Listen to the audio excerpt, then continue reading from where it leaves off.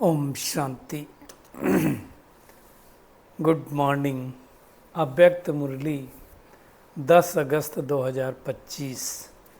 बाबा की मीठी मीठी मुरली हम मीठे मीठे बच्चों के मीठे मंथन के लिए। मंथन शुरू करने से पहले सर्वशक्तिमान शिव बाबा की शक्तिशाली किरणों के नीचे बैठ जाते हैं और अनुभव करते हैं कि मैं मास्टर सर्वशक्तिमान आत्मा हूँ, सर्वशक्तिमान पिता की संतान हूँ। ये मुरली अव्यक्त बाप दादा के रिवाइज कोर्स 31 अक्टूबर 2006 की अव्यक्त वाणी है। वाणी का शीर्षक है सदा स्नेही के साथ अखंड महादानी बनो तो विघ्न विनाशक समाधान स्वरूप बन जाएंगे। तो मुरली के शीर्षक से हमें समझ में आता है कि बाबा ने किस चीज़ के ऊपर चलाई होगी। ये मुरली उस समय की है जब कॉल ऑफ द टाइम एक प्रोजेक्ट लॉन्च हुआ था, तो उसके ऊपर बाबा ने मुरली चलाई हुई है। मुरली की जो खास बात है, बाबा देखो 4 तरह के स्नेह की बात कर रहा है। बाबा का जो हमसे है साधारण स्नेह नहीं है, दिल का स्नेह, आत्मिक स्नेह, सच्चा स्नेह, निस्वार्थ स्नेह है ना। और ये सब मिला करके परमात्म स्नेह है। तो ये हम परमात्म स्नेह को देखेंगे कि कैसे परमात्मा स्नेह करता है ना। मतलब हम आत्माएं परमात्म स्नेह की पात्र आत्माएं कैसे हैं, और हमारा फाउंडेशन अगर देखा जाए तो स्नेह से ही हुआ है, तो उसको भी देंगे। दूसरी बात बाबा ने कहा है दान देने की बात आई है। वाचा द्वारा क्या करो, ज्ञान का दान दो, सहयोग दो। कर्म द्वारा क्या करना है, गुणों का दान देना है ना। स्नेह संपर्क में जब आओ तो खुशी का दान दो।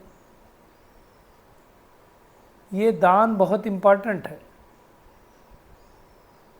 ना, कि हम कितना दान देते हैं।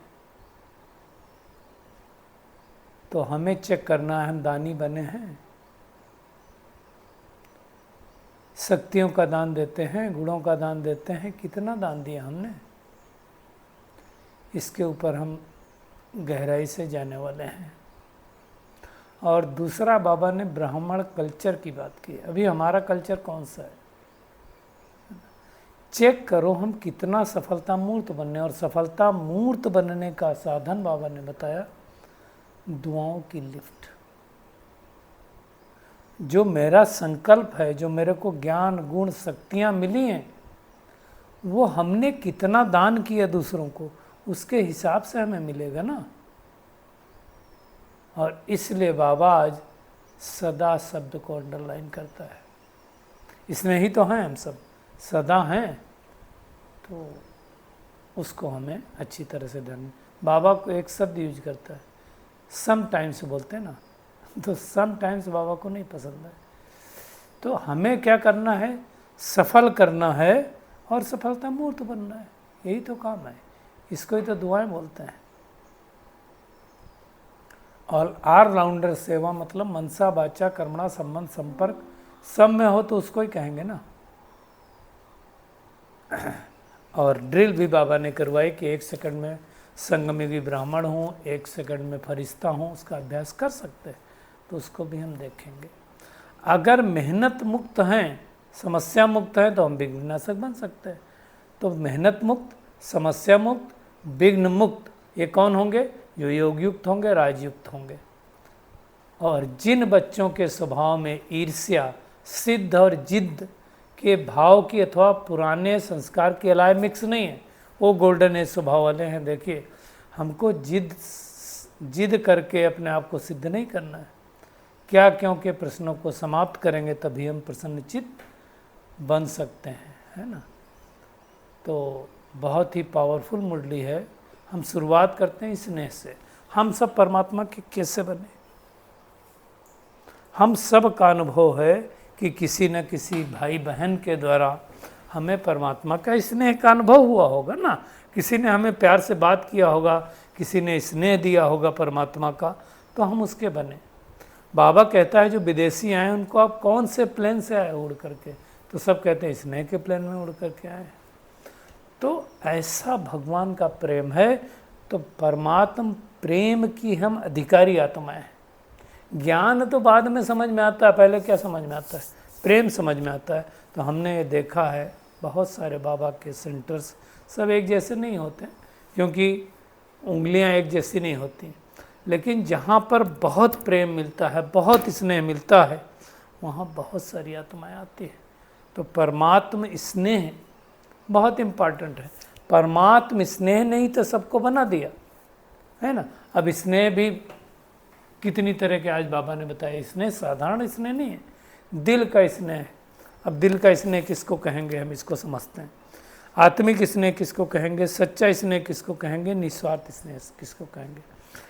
तो भगवान के साथ तो हमारे सभी स्नेह हैं। पहला दिल का स्नेह है, किसका होता है? तो आप देखो प्रेमी प्रेमिका होते हैं ना, कहते हैं एक दो का दिल से स्नेह है, दिल दे दिया है ना, दिल ही दिल में दिल दे दिया, तो दिल का स्नेह होता है। मुझ आत्मा ने परमात्मा को अपना दिल दिया, उस दिलाराम बाप को हमने अपने दिल में बिठाया तो दिल का स्नेह है, वो चेकिंग करना। तो और जिसने परमात्मा को दिल में बिठा लिया अपने, उसको दिल की कोई प्रॉब्लम नहीं हो सकती, दिल की धड़कन नहीं बढ़ सकती, उसको हार्ट अटैक नहीं हो सकता है। दिल में परमात्मा बैठा कैसे होगा, है ना। तो दिल का स्नेह चाहिए। मैं सजनी हूँ, वो साजन है।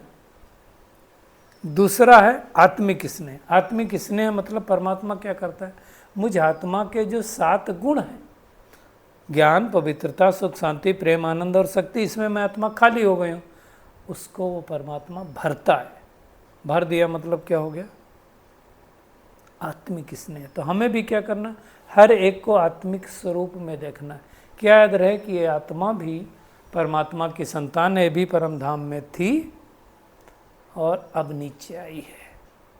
ओरिजिनली ये आत्मा बहुत खूबसूरत थी, ओरिजिनली ये आत्मा ब्यूटीफुल है, तो आत्मिक स्नेह आएगा ही, है ना। तो वो आत्मिक स्नेह।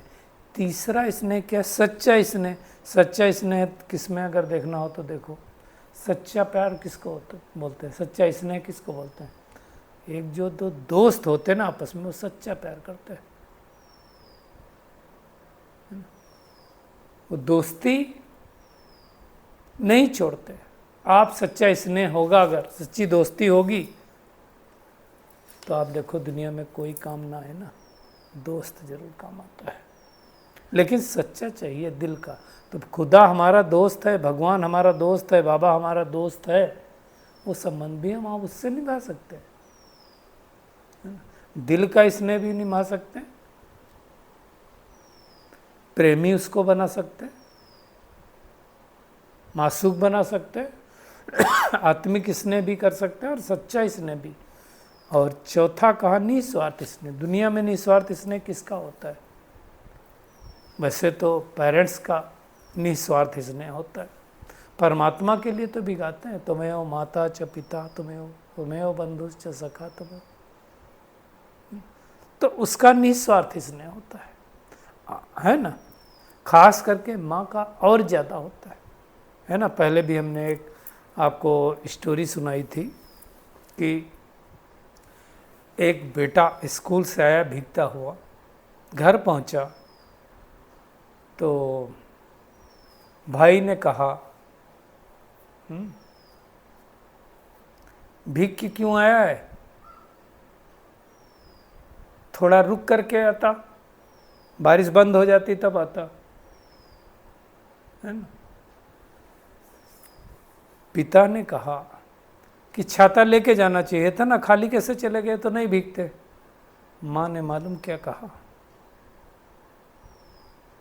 कि इस बादल को भी अभी बरसना था, मेरा बेटा आ जाता घर में तब बरसता ना। क्या कहेंगे इसको,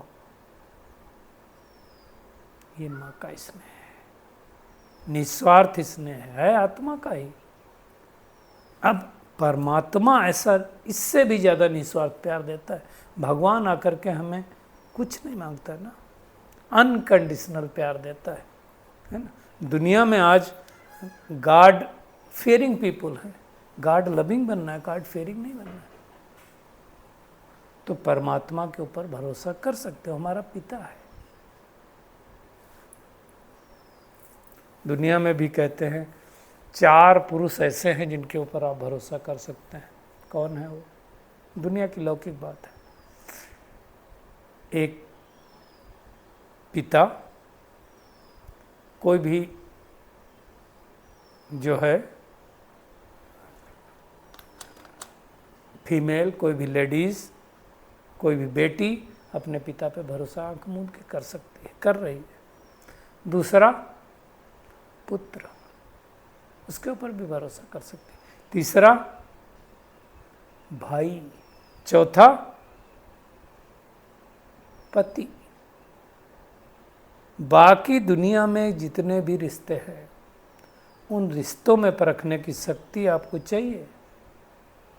ये बहुत इंपॉर्टेंट बात है। तो ऐसा परमात्मा का प्यार है, दिल का स्नेह भी है, आत्मिक भी है, सच्चा भी है, निस्वार्थ भी है। लेकिन ये अगर स्नेह है तो भगवान को याद करने में हमको तकलीफ होगी, याद का अनुभव होगा। स्नेही को याद करना नहीं पड़ता है, याद स्वतः रूप से आती, याद सताती है, भूलना मुश्किल होता है। स्नेह ऐसा अलौकिक चुंबक है जो खींच करके ले आता है। स्नेह सहज योगी बना देता है। स्नेह मेहनत से छुड़ा देता है। स्नेह से याद करने में मेहनत नहीं लगती, मेहनत के बजाय मोहब्बत में स्थित हो जाते हैं। इसलिए बाबा कहता है स्नेह की निशानी है, तभी तो 90 देशों से उस दिन आए थे, अभी तो 150-40 देशों में चल रहा है। तो स्नेह की तुलना किसी से कर नहीं सकते। हमारा गीत को भी बाबा ने याद किया, ना आसमान में इतने तारे, न सागर में इतना जल, बनाया प्रभु ने मुझे अपना, है दिया प्यार इतना। तो इतना प्यार इसने कौन देगा? अनकंडीशनल प्यार दुनिया में कोई नहीं देता। हर एक के प्यार में कंडीशन होती है, शर्त होती है। कहते हैं ना, प्यार मैंने किया था तुम्हें, पर तुमने प्यार में शर्त रखी, तो शर्त नहीं रखना है। तो परमात्मा का प्यार अनुभव करने की चीज़ है। अब बाबा कहता है प्यार तो सबको मिला, स्नेह तो सबको मिला, स्नेह की रेखा सबके चेहरे पर चमक रही है, वो बाबा ने सर्टिफिकेट दिया। लेकिन सदा स्नेही है या कभी कभी समटाइम्स के स्नेह? बाबा से काम हो गया तो बहुत स्नेह है, बाबा से काम नहीं तो स्नेह नहीं। अटूट स्नेह है, अटूट प्यार है, तो फिर काम से क्या मतलब है? और इसके लिए बाबा ने कहा जो अंतर है समटाइम्स का और सदा का, उसके लिए क्या करो? महादानी बनो। सदा दाता के बच्चे विश्व सेवाधारी समान। मास्टर दाता, आप जितना दोगे, आप देखो बाबा से भी उतना प्यार बढ़ता है और आत्माओं से भी बहुत प्यार बढ़ता है। आप दो, किसी को सुख दो, शांति दो, प्यार दो, बढ़ता जाएगा। क्या देना है वो भी बाबा ने आज बताया हुआ। कौन सा दान देना है? महादानी हम तब बन सकते हैं, देखो बाबा क्या कह रहा है, मनसा द्वारा, मतलब संकल्पों द्वारा शक्तियों का दान देना है और सहयोग देना है। वाचा द्वारा ज्ञान का दान देना है, सहयोग देना है। कर्म द्वारा गुणों का दान देना है और स्नेह संपर्क द्वारा खुशी का दान देना है। अब हम ये कितना दे पा रहे हैं वो हमें चेक करना है। मनसा द्वारा कितनी आत्माओं के प्रति हम अखंड महादानी बने हैं? क्योंकि दुनिया में आत्माएं तो दुखी हैं, प्यासी हैं। तो कितना कर रहे हैं हम? कितना दान दे रहे हैं? बुद्धि से समय का खजाना, संबंध संपर्क में खुशी का खजाना कितना जा रहा है, कितना सफल कर रहे हैं, वो हमें चेक करना है। ये मेहनत करनी है। ये कौन कर पाएगा? जिसने इन खजानों को जमा किया होगा ना, होंगे तो दान दे पाएंगे ना। और ये खजाने ऐसे हैं जितना दान देंगे उतना बढ़ता जाएगा, कम नहीं होगा। क्योंकि आज दुनिया में इन खजानों की सभी आत्मिक भाई बहनें प्यासी हैं। बाबा कहता तुमको तरस नहीं आता, आवाज़ नहीं सुनाई पड़ती है क्या? भगवान को तो सुनाई पड़ती, हे देव हे देवियाँ कह के चिल्ला रहे हैं, दया करो कृपा करो। दुख की एक्चुअली दुख कितना है ना, ये हर एक को फील नहीं होता है। इस दुनिया में कूड़े से भी उठा के खा रहे हैं। आप देख सकते हो बाहर में कितने भाई बहने घूम रहे हैं जिनके पैर में चप्पल भी नहीं है। सुबह अगर मिल गया तो शाम की वक्त 2 वक्त की रोटी का भी कोई ठिकाना नहीं है। दुख की कोई कमी नहीं है, सुख देने वालों की कमी है, प्यासी आत्माओं की प्यास बुझाने वालों की कमी है। इसलिए बाबा कहता अखंड महादानी बनो, अखंड सहयोगी बनो। ब्राह्मणों में सहयोग चाहिए और बाकी सब आत्माओं को क्या चाहिए? सकाश की आवश्यकता है। महादानी बनो, संकल्प करना है। क्या संकल्प बाबा ने करवाया? मेरा समय संकल्प विश्व की सेवा के प्रति है। अगर उनकी आपने सेवा कर दी, निर्बल आत्माओं को शक्ति दे दी, गुण दे दिया, तो आत्माएं कितनी दुआएं देंगी। और दुआएं लेना यही आगे बढ़ने का सबसे सहज साधन। बाबा कहता भाषण नहीं करो, भाषण दो। प्रोग्राम ज़्यादा नहीं करते कोई हर्जा नहीं है, कर सकते हो तो करो, लेकिन नहीं कर सकते हो कोई बात नहीं। मनसा द्वारा शक्तियों का दान दो। हम कितना मनसा द्वारा दान देते हैं वो हमें चेक करना। लेकिन मनसा द्वारा दान कौन कर पाएगा? जिसकी मन में कोई हलचल नहीं होगी, मैंपन नहीं होगा, है ना, वो कर पाएगा। वाणी द्वारा ज्ञान का खजाना कौन सुना पाएगा? जिसके अंदर ज्ञान की धारणा होगी। कर्म से गुण किसके बाहर आएंगे? जिसके कर्मों में श्रेष्ठता होगी। बुद्धि से समय का खजाना कौन यूज कर पाएगा? जिसकी बुद्धि स्वच्छ होगी। संबंध संपर्क में खुशियाँ कौन बांट पाएगा? खुद खुश होगा वो तो बांट पाएगा। और उसके लिए क्या चाहिए? दुआएं चाहिए। दुआएं सीढ़ी का काम नहीं करती, लिफ्ट का काम करती, मतलब उड़ते रहेंगे। अब मोस्ट इम्पॉर्टेंट बात जो बाबा ने कही, एक है क्या? समस्या आई, मिटाया। अब समस्या आई मिटाने में कितना टाइम लगता है? 2 मिनट लगे, 2 घंटे लगे, 20 घंटे लगे, 2 दिन लगे, ये सीढ़ी चढ़ना है हमको, कितना टाइम लगता है? ये सफल करना है, सफलता मूर्त बनना है। दुआएं की लिफ्ट 1 सेकंड में हमें यहाँ से वहाँ पहुँच सकती हैं। आज बाबा ने कहा चाहे सूक्ष्मतन जाओ, चाहे परम धाम जाओ, चाहे अपने राज्य में जाओ, पहुँच सकते हो। लेकिन दुआएं चाहिए। कितने दिन में चाहिए? 1 मिनट का प्रोग्राम हुआ था ना, बाबा कहता 1 सेकंड होना चाहिए। सेकंड में दुआओं की लिफ्ट में चढ़ जाओ, सिर्फ स्मृति का स्विच दबाओ बस, और मेहनत नहीं करो। और ये दुआएं मैं आपको अनुभव के साथ बोल सकता हूँ कि ये दुआएं हमें आगे बढ़ाती हैं। मेरा पर्सनल अनुभव है, कितने भाई बहनों की दुआएं, मेरे पास तो बहुत दुआएं शुरू से, पता नहीं बाबा ने कैसे दिलाई, पता नहीं मेरे को। नई ज्ञान में चलता था तो भी दुआएं मिलती थी। मतलब मुझे याद है कि मैं जब स्कूलिंग के बाद जब मैं इंजीनियरिंग के लिए जाता आता था या कभी आता था, तो आधा मोहल्ला आता था छोड़ने के लिए। तो पता नहीं, इसने ही हम कहेंगे ना, एक ही काम करता था मैं, कोई किसी को मैं कुछ दे नहीं देता था, बस स्नेह प्यार से बोल देता था। कोई बुजुर्ग है उसके सामने बैठ गया, उसके पैर छू लिए, आ रहे हैं आ गए तो शायद पैर छू लिए, तो वो दुआएं देते थे और कुछ नहीं। और दुआओं में जब हम चलते हैं ना, तो हमें बहुत शक्ति का अनुभव होता है। लेकिन ध्यान रहे, दुआ वही आत्मा दे सकती है जो अंदर बाहर साफ हो। अगर अंदर मेरे किसी के प्रति कुछ चल रहा हो कि आत्मा तो ऐसी है या आत्मा वैसी, तो हम दुआएं नहीं दे पाएंगे। दुआएं देने के लिए बहुत ही शुद्ध मन चाहिए, पात्रता चाहिए, तब हम लिफ्ट में चढ़ सकते दुआओं के लिए। बस स्मृति का स्विच ऑन किया और हो गए, है ना। और उसके लिए मेहनत नहीं करनी पड़ती। मेहनत से मुक्त हो जाते हैं। तो हमें देखना है, उसके लिए जो भी को ज्ञान की पॉइंट्स बाबा ने दिया, जो शक्ति दी, गुण दिए, उसको क्या करना, अनुभवी मूर्त बनना है। जितना जितना अनुभवी मूर्त बनेंगे दूसरों को अनुभव करवा सकेंगे ना, अनुभव करना है। इसलिए कहते हैं, पहले भी कहा बताया है, जहाँ न पहुँचे रवि वहाँ पहुँचे कवि, और जहाँ न पहुँचे कवि वहाँ पहुँचे अनुभवी।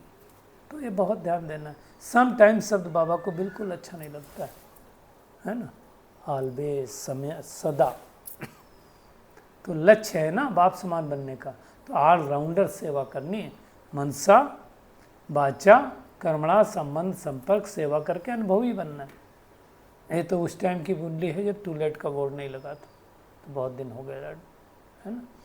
तो और एक बात हम सब ने अनुभव की, जब हम बाबा के बनते हैं तो बाबा उंगली पकड़ के चलाता है। बाद में तो अपने आप होता चलना पड़ता है, जैसे छोटा बच्चा होता है तो क्या होता है, उंगली पकड़ के सब चलाते हैं। एक्स्ट्रा प्यार देता है बाबा। तो जो नए नए भाई बहन हैं उनको एक्स्ट्रा प्यार मिल रहा है।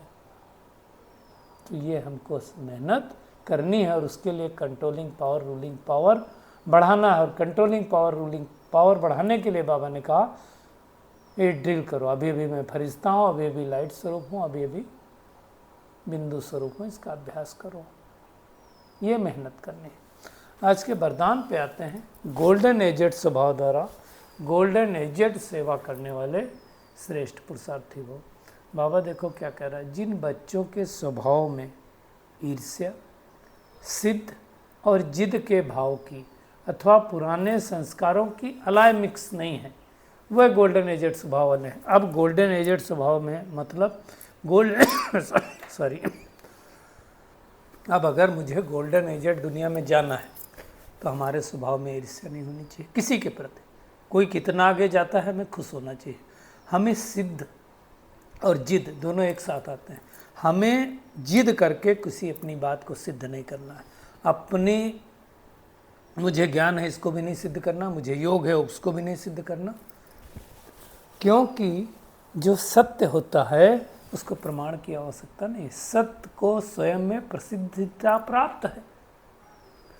प्रत्यक्ष सत्य को सिद्ध करने की आवश्यकता नहीं होती, तो सिद्ध और जिद भी नहीं करनी, तब हम गोल्डन एजेड वाले बन पाएंगे।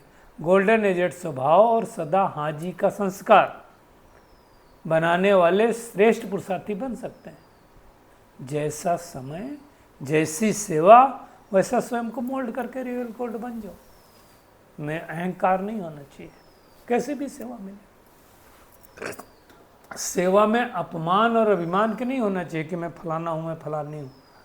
जो हैं तब कहेंगे गोल्डन सेवा करने वाले। तो हमें ध्यान देना है क्या, क्यों के प्रश्नों को समाप्त करके हमें सदा प्रसन्नचित रहना। सबको पता है दुखी होने के 5 ही प्रश्न हैं, क्या, क्यों, कब, कैसे और कहाँ। इन प्रश्नों में ज़्यादा जाना नहीं है।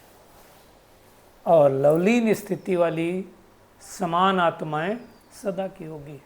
योग लगाने वाले नहीं, लेकिन हैं ही लवलीन, अलग नहीं, सता याद है। तो बाप की याद में, स्नेह में समाये रहना है। तो आज की पूरी मुरली का टेक होम यही है कि हमें परमात्मा सारे स्नेह दे रहा है। आत्मिक स्नेह, सच्चा स्नेह, निस्वार्थ स्नेह, परमात्मा स्नेह, जो भी बोलो दे रहा है। तो हमें क्या करना है, इस स्नेह को सदा अनुभव करना है। लेकिन स्नेह के साथ साथ अखंड महादानी भी बनना है। जो जो हमें मिला है उसका दान देना है। तो हम विघ्न विनाशक बन जाएंगे, समाधान स्वरूप बन जाएंगे। दुनिया में समस्याएं बहुत हैं, दुखी लोग बहुत हैं, लेकिन हमें क्या करना है, उनको सुख देना है। और उसके लिए बार बार फरिश्ता स्वरूप का, डबल लाइट स्वरूप का अभ्यास करते जाना है ना। हमें मेहनत मुक्त, समस्या मुक्त, विघ्न मुक्त, योग युक्त, राजयुक्त बनना है। ऐसी मेहनत करनी है। और गोल्डन एजेड स्वभाव बनाने के लिए, गोल्डन एजेड दुनिया में जाने के लिए ईर्ष्या, सिद्ध और जिद, इससे हमें मुक्त रहना है। क्या, क्यों, कब के प्रश्नों से भी पार रहना है। और योग लगाने वाले नहीं, सदा लवलीन आत्मा बन करके रहना है, परमात्मा की याद में समाये रहना। अच्छा, शुक्रिया मीठे प्यारे बाप दादा, शुक्रिया आप सभी का इस मीठे मंथन के लिए। अच्छा, ओम शांति।